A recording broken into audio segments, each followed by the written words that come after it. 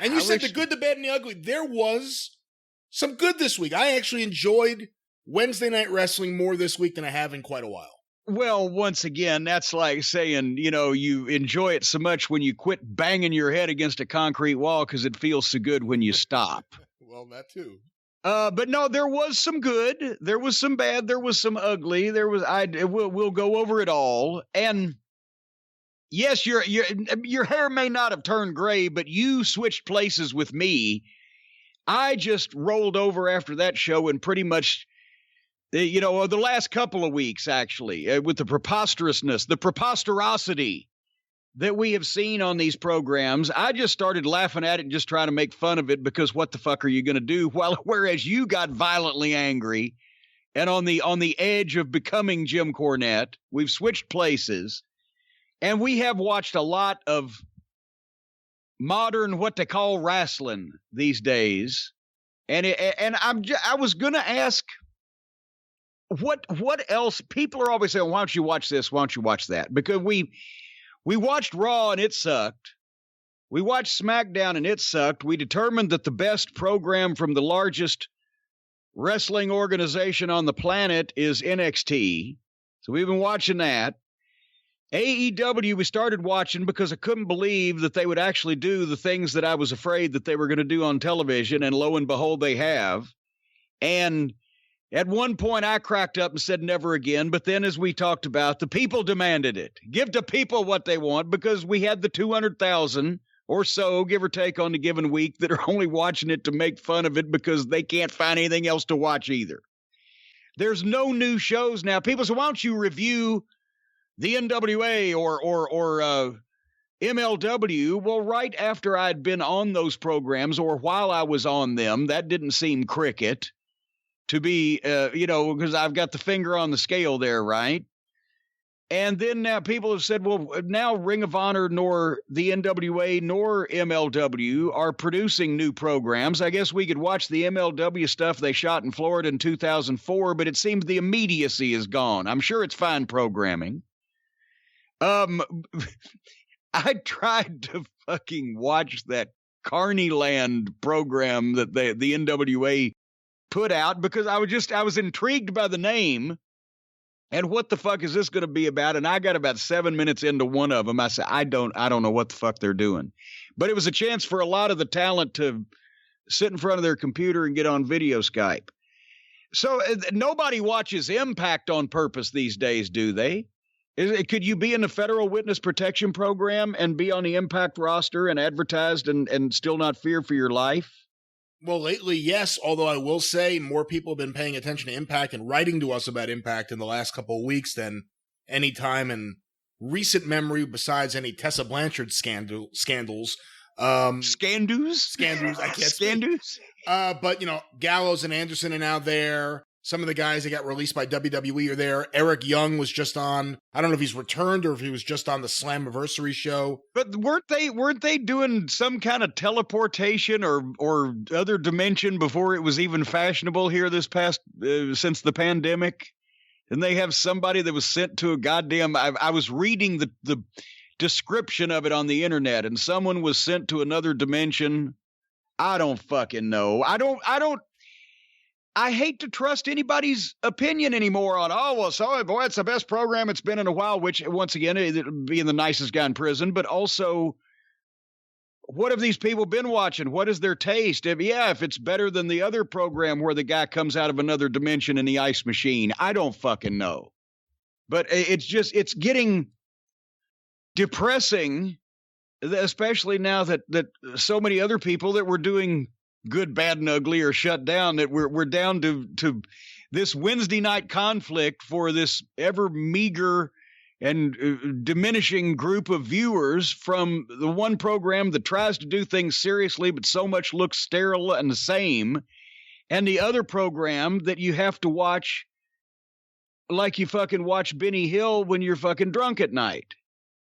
And this is what wrestling has become these days. And now if Raw keeps falling, the Raw ratings NXT is going to catch Raw here fairly soon. I'm not sure which direction they'll be going.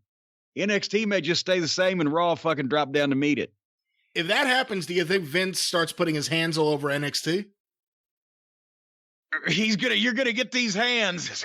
You're gonna get these hands, pal. I'd put my hands all over it. Now, that might cause consternation in the living room at home in Greenwich.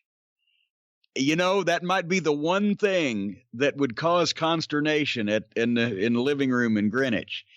But here's what we're fighting over. When I was thinking about looking at it this way, the combined audience in the entire United States of America for both AEW and NXT on major networks available in 100 million or so, give or take, homes, is approximately not even 1.5 million, right? If I'm doing this math right. If they're fighting over 700,000, give or take. So let's say 1.5 million.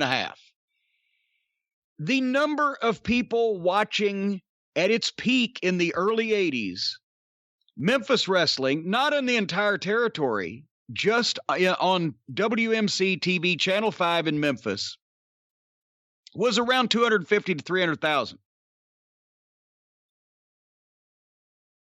Everybody who's go open a fucking road atlas or look it up on your phones, you young folks. You look at the city of Memphis, and WMC was the strongest broadcast station. And it went all pretty much to the outskirts of Jackson, Tennessee, to the west. That's about 80 miles. And on the Arkansas side and the Mississippi side, for anybody who's ever driven out that way, once you go across the bridge into Arkansas or you get down into Mississippi, you've got 100 miles of flat. You could notice a goddamn molehill. So the signal went, pretty much close to Little Rock, Arkansas, and halfway down to Jackson. But in that 100-mile roughly radius around Memphis, Tennessee, every Saturday morning from a little fucking studio on a local television station, there were 250, 300,000 people watching that program. Now in the entire United States of America, 5 times that much, watching these two programs try to fight it out. Are we going to be talking about the Federal Witness Protection Program and AEW or NXT or the entire wrestling business fairly soon? People are impressed with these ever-shrinking numbers because they win the demo. Do you think, obviously it's a different world now than it was in the early 80s in terms of television and the way people react to television. So much is on demand, so much is on YouTube. People watch what they want when they want to watch it. They may or may not DVR something. They may just watch it on demand.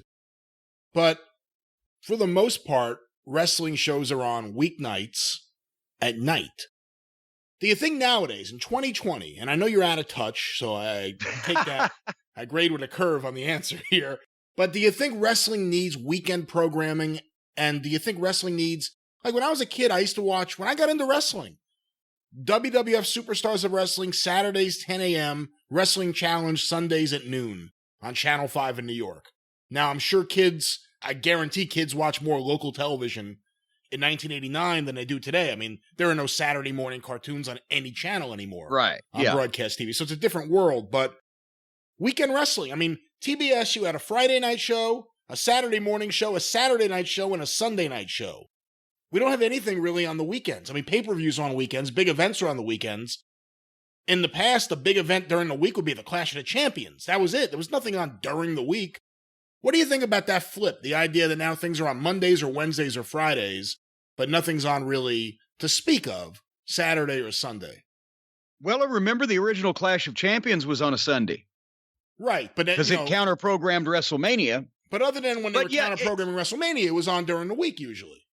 Yeah, well, here's the thing, and actually in Memphis, as an example, television wrestling with the territories in the 50s and 60s was generally definitely on the weekends because that's where most of the television sports programs aired.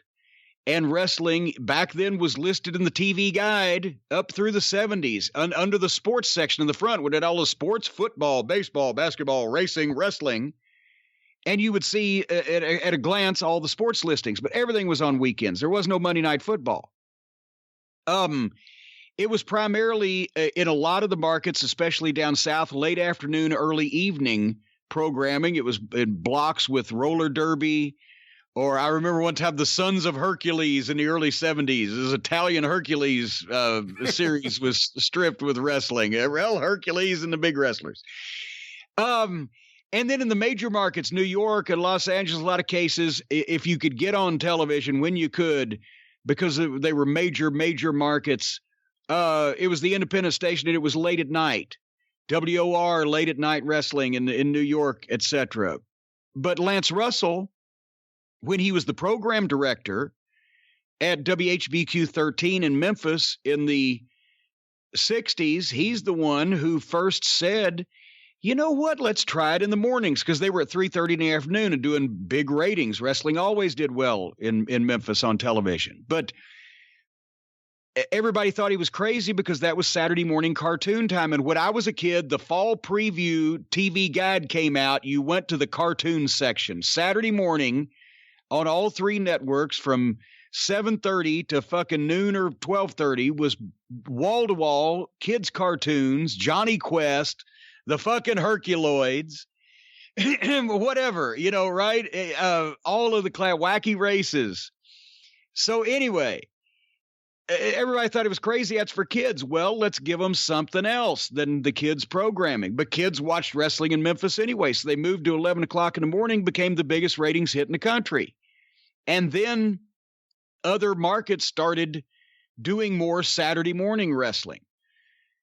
But syndication and local television, like you said, was different in those days. There is nothing on the local stations during the days on Saturday and Sunday, really, except for network sports programming that anybody wants to fucking watch, local or network, especially on Saturday mornings. And even in Smoky Mountain Wrestling in the 90s, we had Saturday or Sunday morning time slot in Knoxville at 11 o'clock on Sunday morning. So, we kicked the shit out of the other programs because it was church services, and Meet the Press would beat us in the overall rating because of their incredible demo from 60 and up, right? So wait, you would win the main demo against Meet the Press? You were the demo god back in the 90s? Yeah, well, I was the demo god. No, we basically won the ratings on our little Fox station. We won the ratings over the ABC and CBS stations, and Meet the Press, which was on NBC, would beat us in terms of overall number because everybody in the goddamn town 60 and over was watching Meet the Press. But otherwise, we would win the other shit. And in the Tri-Cities, Saturday, we were on Saturday and Sunday during the run, but same thing around noontime. And we did better numbers there than any of the other programming because they were starting to go to infomercials and just news and public affairs things in the 90s. So people were looking for a program they wanted to watch on the weekends. And now, I don't know. I think that OVW had huge success Saturday late night at 11 o'clock. You were after the network block and the local news. But you weren't at the same time, you weren't past midnight where you're fighting sleep, and a legitimate TV program can air from 11 to midnight on Saturday. We were the perfect time for our pizza sponsor, 11 o'clock on Saturday night. Guys watching wrestling and want to call and get fucking pizza delivered. But when you get time slots that are after midnight, regardless of what the fuck day it's on, you just look. Not only do you look small time, but you're playing to a very diminished audience. The drop off is sharp in television between 11 o'clock and right after midnight. So I don't know. Nobody is in the habit, like you said, of watching television on the weekend days anymore. Weekend nights. I always thought, why didn't somebody give Friday night a try? Maybe a Friday night hour and a half, 11:30 to 1 o'clock wrestling program where, especially now, people aren't out like they used to be on Friday night.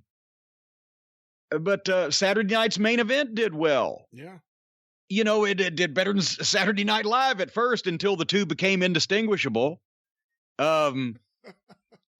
So, if you've got a program people want to see and it's on at a reasonable time on a station that most people have access to, they will find it and watch it. But when you're, shouting in the fucking empty woods on a station that nobody's watching, or you're at a time slot where it's obvious that you're not in any way fucking major league, you're pissing in the wind. I imagine if you're working a 9-to-5 job, watching wrestling on a Monday night is rough if it's for 3 hours also, which is just ridiculous. But if you really are into AEW or NXT or both, and there's 4 hours of programming on a Wednesday night, it's difficult. If it's Saturday night, 6:05 was perfect because a lot of people are home for dinner. A lot of people are getting ready to eat, so you're in the house. Yeah. It's just nothing's on the weekends. And here's another thing. In those days, people usually had one television in the house. And then the kid would become a teenager and wangle his own, so he had two. But the ratings in those days, it was like every household that you got credit for like 2.5 people. So the homes and the viewers watching were radically different than they are now, where it's almost the same thing, and it's like 1.2 people per home.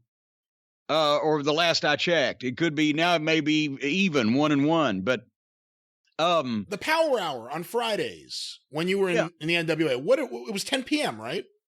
Yeah, if the Braves would get out of the way, right. If the Braves would get out of the way, it'd be 10 p.m.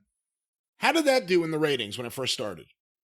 Oh God, now that you've busted me and I can't reach the Midnight Express scrapbook, million and a half people, or million and a half homes, I think, God damn it. Hold on 1 second. Talk amongst yourselves. Right now we have an exciting moment for the cult of Cornette, the exalted one himself, Mr. Jim Cornette, going to his cabinet, getting his book, searching for those ratings to give you the most accurate and up-to-the-date information about the ratings in 1989 on the NWA Power Hour show. All right, now I don't really remember exactly where that I would have the ratings here, but I'm going to go where I suspectify that there might be some, just to give you some. Sounds like an Ultimate Warrior word, suspectify. I'm suspectifying. Okay, here. Well, now this was the Sunday night main event, just for, and I'm still looking, but just for example, the Sunday night main event when Ric Flair defended the NWA title against Bobby Eaton we taped it on December 14th in Peoria, Illinois. It aired on January 7th, 1990. That was a 3.2 rating and a 5.0 share, which was 1,667,000 homes. That was the Sunday night program. So like what you said earlier, not viewers, homes. Homes, yeah. So at that point, it was still a couple of people per home, so you were looking at about 3.5 million people watching. Hold on here, another spot. Aha, here we go. Well, we're going to February 1990. I'm still looking for Power Hour ratings, but the Clash of Champions, for example, from Corpus Christi that we've talked about so much, where Sting got hurt right before the big Wrestle War match. That Clash did a 4.5 rating and a 6.7 share in 2,425,000 homes. The main event peaked at a 5.9 rating in nearly 4 million homes. I am looking for, here we go. Goddamn, I still can't find any Power Hour fucking ratings. A Saturday night WCW show. The one that aired on February 17th, 1990, the main event was Ric Flair and Brian Pillman. That was just the regular 6:05 Saturday night TBS show, but it was obviously a, attractive main event. Did a 4.0 rating, 7.8 share, 2,130,000 homes. That was the actual best rating since February 1987 on the Saturday night show, and an all-time high in viewers on the Saturday night show because of TBS's increasing availability. The next night, the Sunday main event with Flair and Arn against the Rock and Roll Express did a 4.4 rating. An 8.2 share, was in 2,324,000 homes, or about 5 million viewers.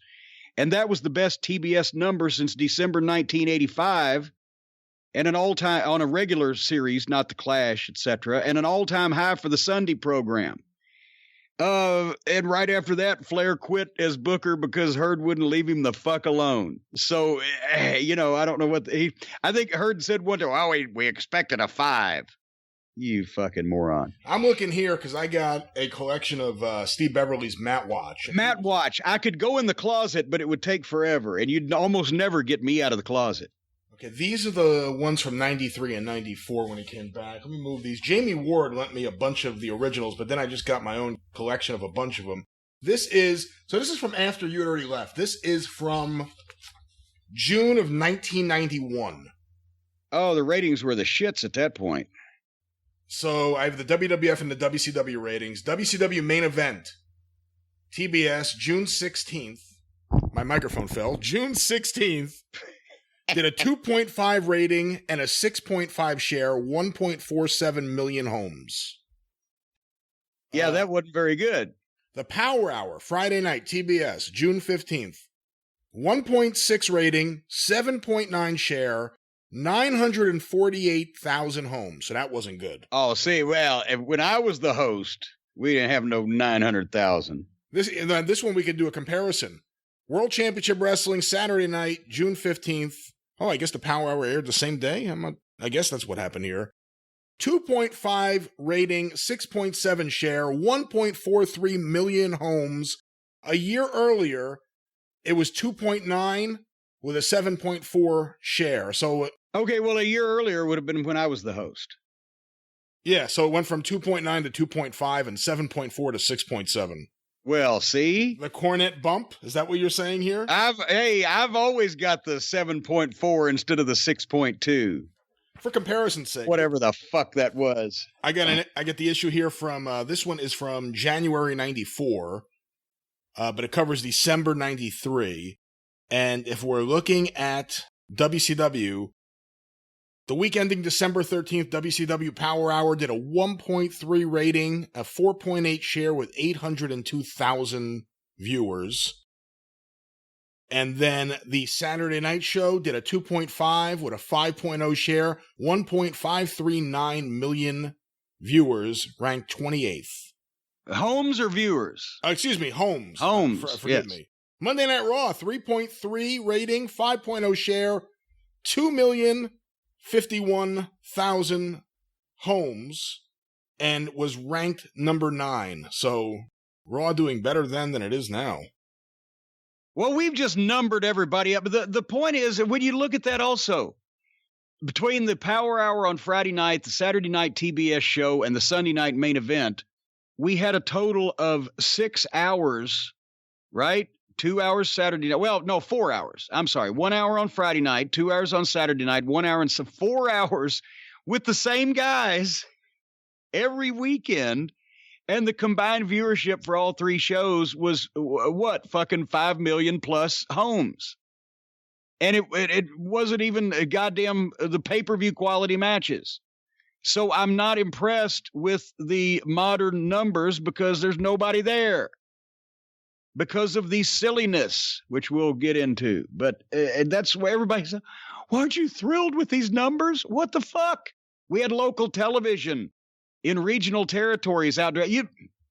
I guarantee you add up Bill Watts's 4 top markets, and it totals the viewership of both programs on Wednesday night. What do you think, like, let's say 1986, the TBS show versus the syndicated NWA Crockett Promotion shows? Oh, well, I forgot about syndication also, because we had another 2 hours.